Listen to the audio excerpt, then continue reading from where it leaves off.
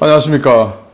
신인균의 국방TV 시큐리티 뉴스입니다. 자, 오늘도 아주 중요한 우리 안보 소식 그리고 국제정치 소식 같이 보도록 하겠습니다. 제가 어제 핵무장 관련한 국회 세미나에 참석하느라고 저희 편집국장이 방송을 진행했는데 미리 알려드리지 않고 그런 불참을 해서 이 방송 불참을 해서 죄송하다는 말씀을 드리고 저보다 우리 편집국장이 더 잘하죠. 그래서 요즘 그 국방부 자문회의라든지 또 여러 가지 군 관련한 이슈들이 있어서 제가 가끔 이렇게 자리를 비우고 편집국장이 대신 할 때도 있을 텐데 여기에 대해서 혹시 신인균 아픈 거 아니야? 이런 것보다는 젊은 사람이 하니까 더 좋네 라는 평가를 해주시면 더 좋겠습니다. 또는 신인균 어디 활동하러 갔구나 라고 생각해 주시면 되겠습니다. 미리 알리지 못해서 양해 부탁드립니다. 자, 오늘 정말 기분 좋은 소식이 있어요. 우리 FA-50 전투기 남미에 진출을 하게 되었습니다. 페루에 우리 한국이 우리 퇴역한 구축함, 이 군함도 주는 등 굉장히 공을 많이 들였는데 아마 이런 것들이 결실이 아닌가 생각되는데 20대에서 24대 1조 원 정도의 우리 전투기 수출이 지금 합의가 됐다라는 건데요. 그래서 지금 계약 체결 작업에 들어갔다라는 현지 따끈따끈한 보도가 나왔는데 어떤 내용인지 보도록 하겠습니다. 북한의 행보가 심상치 않습니다. 지난달 대륙간 탄도미사일의 추진체를 이용해 다탄두 미사일 기술을 실험했던 북한이 이번에는 기존 이스칸데르형 미사일을 활용한 고위력 탄도미사일을 선보였습니다. 실전에 배치될 경우 우리 군에 대단히 심각한 위협이 될 것으로 보입니다. 북한이 7월 1일 발사한 미사일은 신형 전술 탄도미사일 화성포 11-4.5이며 발사 시험은 성공적으로 진행되었다고 조선중앙통신이 7월 2일 보도했습니다.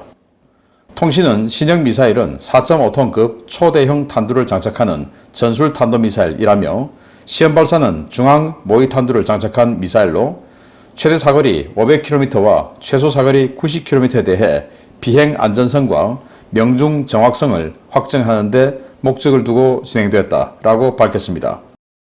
북한은 이 발사 시험이 성공적으로 수행됐다고 평가하면서 7월 중 같은 미사일의 중등 사거리 비행 특성과 명중 정확성, 초대형 탄두 위력 확정을 위해 250km급의 사거리를 두고 추가 발사 시험을 할 것이라고 예고했습니다. 이에 대해 우리 군 당국은 북한이 황해남도 장현 일대에서 두 발의 미사일을 발사했고 한 발은 600km, 한 발은 120km를 비행했다고 밝히면서 두 번째 미사일이 초기 단계에서 비정상적인 비행을 하다가 공중에서 폭발해 내륙에 떨어졌을 가능성이 있다고 분석한 바 있습니다. 문제는 미사일에 대한 분석이 제각각이라는 것입니다. 북한은 두 발의 미사일이 각각 500km, 90km를 비행했다고 밝혔지만 우리 합동참모본부는 600km, 120km를 비행했지만 두 번째 미사일은 공중에서 폭발했다고 밝히고 있습니다. 앞서 북한의 다탄두 미사일 시험 당시 한국군과 다른 분석을 내놨던 일본 방위성은 한국군의 발표는 알고 있지만 단정적 평가는 삼가야 한다라며 구체적인 분석 결과 발표를 거부했습니다. 북한이 비슷한 시기에 다탄두 미사일과 화성포 11-4.5 같은 고위력 탄도미사일을 개발한 것은 우리 군의 지상시설에 대한 공격은 물론 미국의 항모전단과 같은 전략자산 접근을 차단하려는 의도가 더 강해 보이는데요. 실전에 배치되면 한반도 안보 환경을 크게 흔들어 놓을 수 있는 이 무기들에 대해 우리 정부는 신속히 대책을 마련해야 하겠습니다. 네, 북한이 화성포 11-4.5라는 미사일을 쐈다라고 주장했는데 여기서 이제 4.5가 탄두 중량이 4.5톤이다 이겁니다. 우리 한국의 현무포 해서 아주 고위력 탄도미사일 만들었죠. 그래서 또 이 9톤짜리까지 만들었죠. 그리고 600km 사거리에 6톤. 정말 굉장한 건데 이걸 만들었을 때 우리는 어떤 환호를 했냐. 야, 이거 거의 운동 에너지, 이 무게, 그리고 속도 다 하면, 그리고 탄두 중량 다 하면 운동 에너지 플러스 위력 다 해서 거의 전술핵 탄두급 아니냐. 그래서 북한에 대한 상당한 억제력이 될 것이다.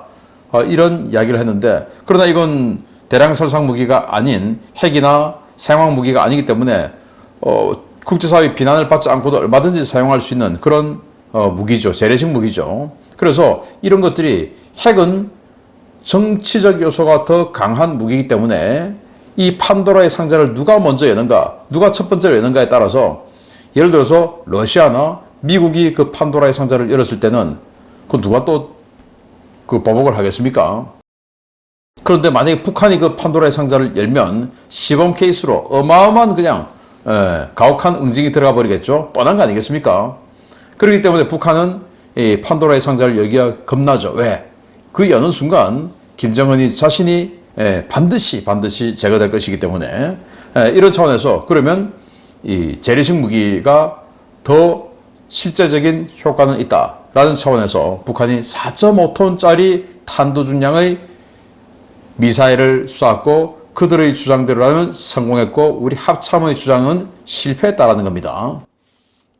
그런데 저는 실패에 조금 방점이 있지 않을까라고 생각을 해요. 지난번에 다탄도 미사일 쐈을 때는 이거는 뭐 논란의 여지가 좀 있지만 이번 건 북한이 좀 실패했지 않을까. 그런데 북한이 지금 노동당 중앙위원회 전원회의 중이죠. 어제 발사했을 때. 그러다 보니까 전원회의 중인데 이거 실패했다라고 하면 큰일 날 것 같으니까 분위기 완전히 찬물 끼얹을 것 같으니까 이런 식으로 갑자기 말을 돌린 거 아닌가라고 생각이 되고 최대 사거리 600km 그리고 최소 사거리 90km라고 하는데 이건 뭐냐? 그냥 KN-23 그걸 그대로 쏘면 600km 아닙니까? 그런데 이걸 연료를 대폭 줄이고 그 연료 줄인 만큼 탄도 중량을 늘리면 이 미사일이 굵어지는 게 아니라 그냥 세로 탄두가 왕창 길게 들어가죠. 그렇게 해서 이제 4.5톤을 만들어냈다. 그런데 연료를 줄이고 그 대신 탄두 무게를 늘렸으니까 90km밖에 안 날아간다. 이제 이 말이 되는 것인데 그런데 북한은 어디서 쐈습니까? 황해남도 장현군에서 쐈습니다. 장현군이 어딘가 하면 백령도 바로 건너편이에요. 백령도 바로 건너편에서 동북 방향으로 90km를 쐈다. 우리 합참의 분석대로는 120km를 쐈다. 뭐 90이든 120km든 아니 동북 방향으로 90km 쐈으면 그 평양 근처 아닙니까? 황해남도에서 120km 가도 평양 근처예요. 지금 최고 중앙위원회 노동당 중앙위원회 전원회의 중인데 그 평양 근처 방향으로 지상으로 미사일을 쏠까요? 또 이게 지금 초유의 발사인데 그 첫 실험을 바다로 안 쏘고 육지로 쏜다고요? 아무리 탄두가 없는 모의 탄두를 집어넣었다고 하지만 그 어마어마한 운동 에너지가 있을 텐데 그게 지상 내륙으로 쏜다는 게 말이 되겠습니까? 그래서 진짜로 이들이 고위력 탄도 4.5톤짜리를 정말로 쏜다고 했으면 원산에서 동해 쪽으로 쏴야죠. 그냥 원산에서. 그런데 황해남도에서 120km를 날려보냈다. 90km를 날려보냈다. 그게 120이든 90이든 전부 내륙인데 북한은 육지인데 그런 바보 같은 선택을 할 리가 있을까요? 그래서 저는 이번에는 좀 실패했다. 그러나 그들이 이런 고위력 재래식 탄두를 개발하려는 의도가 이미 노출된 만큼 또 7월 달에 한다는 거 아니겠습니까? 그러면 그것은 언제든지 사용할 수 있다라는 거기 때문에 여기에 대한 우리 미사일 방어 시스템에 대해 다시 한번 검토해보는 국방부가 되기를 기대하고요. 두 번째입니다. 지난 5월 필리핀 지방의 한 정치인이 중국 간첩이라는 의혹이 제기되었었다는 소식 전해드린 바 있습니다. 필리핀 당국이 이 정치인에 대한 집중 조사를 벌인 결과 그가 신분을 세탁한 중국인인 것으로 확인되었다고 밝혔습니다. 당국은 해당 인물에 대한 간첩 및 추가 범죄 혐의 조사에 착수했습니다. 필리핀 국립수사국이 지난 5월 중국 간첩설이 불거졌던 반반시 시장 앨리스 고어에 대한 집중 조사 결과 고어 씨가 중국인인 것으로 확인됐다고 밝혀 파문이 일고 있습니다. 국립수사국은 고어 씨의 지문과 2013년 중국인 여권을 소지하고 입국했던 고어화핑이라는 인물의 지문이 완전히 일치했으며 그의 이름은 앨리스 고어가 아니라 고어화핑이라고 밝혔습니다. 고어 씨는 지난 5월 중국 간첩이라는 의혹이 제기되자 여러 방송 매체에 출연해 자신은 중국인이 아니며 중국 국적 아버지와 필리핀 국적 하녀 사이에 태어난 혼혈이자 사생아라고 주장해온 바 있습니다. 그러나 국립수사국은 그의 가족에 대해서도 조사를 벌인 결과 아버지와 어머니 모두 중국인인 것이 확인되었으며 필리핀 국적 하녀였다는 그의 어머니도 2013년 1월 중국 여권을 가지고 입국한 린웬이라는 중국인으로 확인됐다고 밝혔습니다. 린웬이는 2013년 입국 당시 특별 투자 거주 비자를 받아 고 씨와 입국했는데요. 이 비자는 최소 7만 5천 달러 이상을 필리핀에 투자해야만 발급되는 것으로 국립투자국은 입국 당시 리네니의 과거 행적과 투자금의 출처 역시 불분명하다고 밝혔습니다. 고 씨는 입국 직후 현지 화교 네트워크의 보호 속에서 신분을 세탁한 뒤 출처 불명의 자금을 받아 대규모 범죄 조직의 수장 자리를 꿰찼는데요. 고 씨는 반반 시장에 당선된 후에도 조직 운영을 계속하며 시장실에 비밀 통로까지 만들어 드나들었던 것으로 확인되었습니다. 가장 충격적인 것은 고 씨의 아지트에서 중국군 장교 계급장에 달린 군복과 총기도 다수 발견됐다는 점인데요. 그럼에도 불구하고 고 씨는 자신의 혐의를 완강히 부인하며 모든 것이 정치적 탄압이라고 주장하고 있습니다. 고 씨가 중국인으로 확인됨에 따라 대통령 직속 조직범죄대책위원회는 고 씨와 그의 수하 등 관련자 14명을 미리국 알선 및 인신매매, 사기, 불법 도박 등의 혐의로 기소하고 관련 정보를 간첩범죄를 담당하는 정보기관과 공유했는데요. 이번 사건이 필리핀 사회에 숨어있던 중국인 간첩 네트워크를 밝혀내는 신호탄이 될지 지켜봐야겠습니다. 네, 이 여성입니다. 이 여성이 앨리스 고어라고 하는 이름으로 필리핀의 지방도시 반반시 7만 8천 명 인구의 도시예요. 여기 시장으로 있는데 알고 보니까 중국계 마피아 보스입니다. 그런데 자기는 간첩설이 불거지니까 아니야, 저는 아버지가 중국계고 어머니는 그 집에서 아버지의 집에서 일하던 하녀였어요. 필리핀인이에요. 그래서 혼혈이고 사생아예요. 라고 이야기를 했다라고 하는데 조사를 해보니까 그게 아니라 2013년 푸젠성에 살던 이 사람 리뇌니라는 이 여자가 자신의 딸이라고 같이 데리고 투자 이민으로 필리핀에 입국한 그 모녀였다라는 겁니다. 그런데 이 여성, 자기 어머니란 여성은 어디 사라지고 지금 없어요. 그리고 이제 이 젊은 소녀가 필리핀에 들어와서 불과 11년 만에 11년도 되기 전에 이 어떤 어마어마한 무력을 가지고 있는지 모르겠지만 이 지역의 중국계 마피아 조직을 통일하고 그 마피아 조직의 보스가 된 겁니다. 그리고는 그 능력으로 시장에 당선된 거예요. 7만 8천 명 도시의 시장에. 그리고는 어마어마한 부를 지금도 누리고 있는 겁니다. 갈 때마다 헬기를 타고 다니고 여기 앞에 여기는 이제 경찰이 지방자치경찰이니까 이 앨리스 고어라고 하는 이 시장이 경찰 인사권도 가지고 있죠. 여기 앞에 보면 검은색 SUV가 있고 경찰들이 와서 경례를 하고 있습니다. 자기 개인 헬기예요. 그런데 어떻게 해서 이 돈이 많냐? 지금도 그 범죄 조직을 운영을 하고 있는 겁니다. 어떻게 운영하냐? 자, 여기 보시면 여기가 이 반반시 시청이에요. 앞동이 시청 본관이고 조그맣죠. 그리고 뒤에는 이 약간 큰 건물이 부속동입니다. 뭐 창고나 회의실 좀 되겠죠. 그런데 그 뒤에 뭐가 큰 게 있네요. 이게 중국인들의 중국계 자본이 세운 위락시설이에요. 호텔, 카지노 등이 있는데 이 지하에 또 불법 범죄 조직이 있는 겁니다. 정화 사기, 우리 중국계로 판단되는 이 보이스피싱 많이 들어오죠. 뭐 그런 거, 또 인신매매, 또 지하에서 카지노가 아니고 불법 도박 이런 것까지 이 지하에서 벌어지는데 여기 이 시장실에서 이 지하로 또 통로가 연결되어 있다는 겁니다.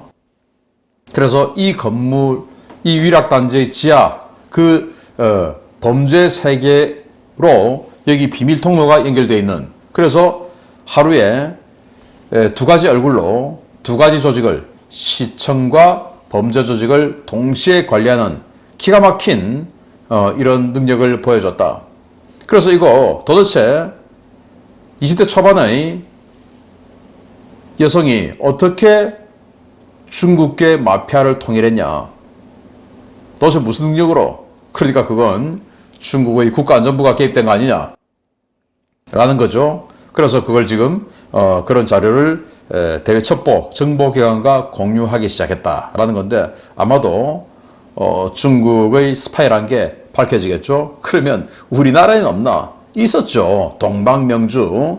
저는 뭐 그거 누가 봐도 이런 거하고 거의 비슷한 케이스가 아닌가라고 생각되고, 또 저하고 소송전을 했던 그 인민일보 코리아 온라인 매체죠. 중국 인민일보의 온라인 크기의 대표가 뭐 이런 거하고 전혀 연관이 좀 비슷한 그런 성질이 전혀 없을까라는 의혹을 지금도 가지고 있다라는 거고요.